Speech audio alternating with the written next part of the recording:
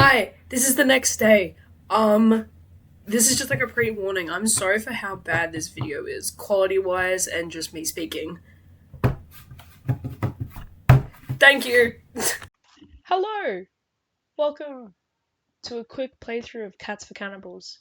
This is pretty much just going to be me showing you how the game operates, how it works, how it starts, how it finishes.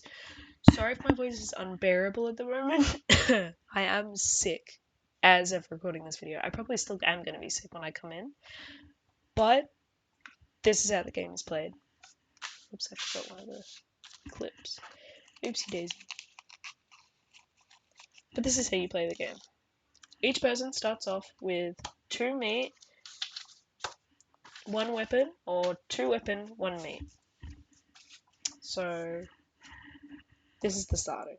Let's assume both players are starting with 2 meat, 1 weapon, which from the minimal amount of playthroughs that I've conducted is what most players pick. 2 meat, 1 weapon is what they pick because it's the most that you can work with. Now, a player can do one action per turn. So say it's your turn and you pick up. That's it. That's all you can do. You can't pick up, put down, or pick up and play a move unless it's an event card. Now, event cards, they will specify whether or not you can play it immediately or you have to keep it in your hand, you know. But that's for a totally different time. Now, these character sheets are going to look a lot different when it's the next submission date because the needs are going to be a completely separate pile to the character sheets. But for now, this is what they look like, and this is how I'll explain it. So, let's say you're player 1. You start. So you look at your cards, and you think, oh, wait, sorry.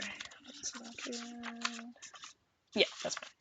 So you have these cards, and you're thinking, wow, my weapon is not great. I don't have a lot of, health-wise, so I'm gonna just pick up a meat. You pick up a meat, and you've got gizzards. Again, not great, but that's your turn done. And it's my turn. And this is my stuff. Again, not a lot of health, not a lot weapon-wise, so I just pick up a meat. Look at that. I just got one of my needs. Haha. But that's my turn done. Then, it's back to you. This time, you decide, hey, you know what? I don't like the weapon that I have, so I am going to do a move where I put down 2 meat, I put it back in the meat pile, and I pick up a weapon. You have gotten a skipping rope. Oh goodness. That's a little bit better than what you have now, which is a dull pencil. It's a little bit better. It's a tad better. So you keep that to yourself. Yep, that's my turn done. Then my turn. I say I'm going to do the same thing you did. Put down 2 meat and get a weapon. I'll pick up one of the cool weapons that I've made. A sword. 3 uses, 3 damage. Slightly overpowered. I didn't actually mean to pick up the sword. Oopsie daisy. Wasn't my intention. But that's my turn done. And you, back to you. And you decide, you know what? I have 2 weapons. I have some sort of health. I am going to start a battle. I'm gonna start combat. So you place down your skipping rope. 2 uses, 2 damage. You decide to use one of the uses and start the battle. You're like, hey, I'm gonna battle you. 1 use, 2 damage. What are you gonna do about it?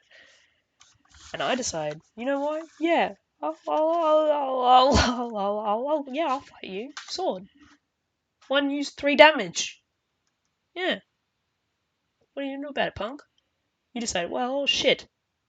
I'm gonna run away. So what does that mean for me? What does that mean for us, damage-wise? Well, what that means is that since you initially did 2 damage onto me, but I one-upped you by 1 damage, you've only done 1 damage to me. which means that now my marker is on my board.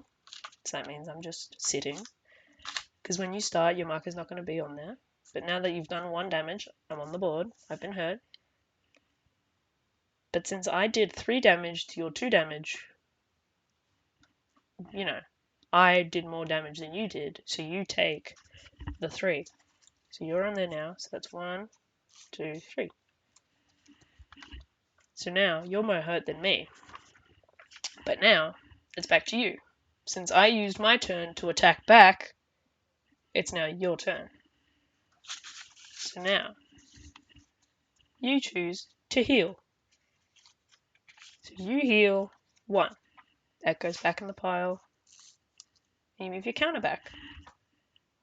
I decide that I just want to pick up a meat. So that's what I do. I pick up a meat. And I've got a severed foot. And that's how the game pretty much operates, you know. But when it comes to winning combat, let's say I challenge you to combat again. I go, okay, I am going to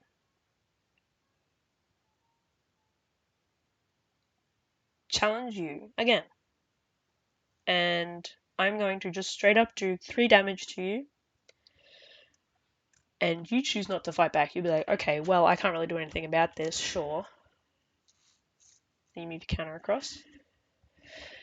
And that means that I can take a meat from you.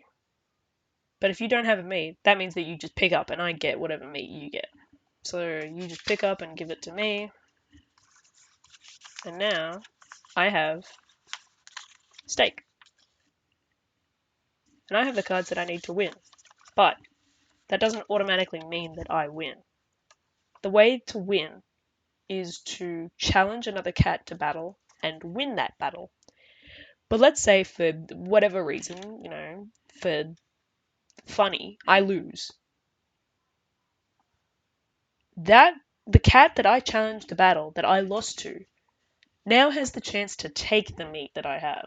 But of course, you know, I have my cards still like this. I have my cards still like this. Still in sort of like a secretive little, you know, not facing anyone, they can't see what it is. But because they won in battle, they take meat. And let's say they take one of the meat that I need to win. Now I can't win, and now I have to keep playing until I get that meat back. Excuse me.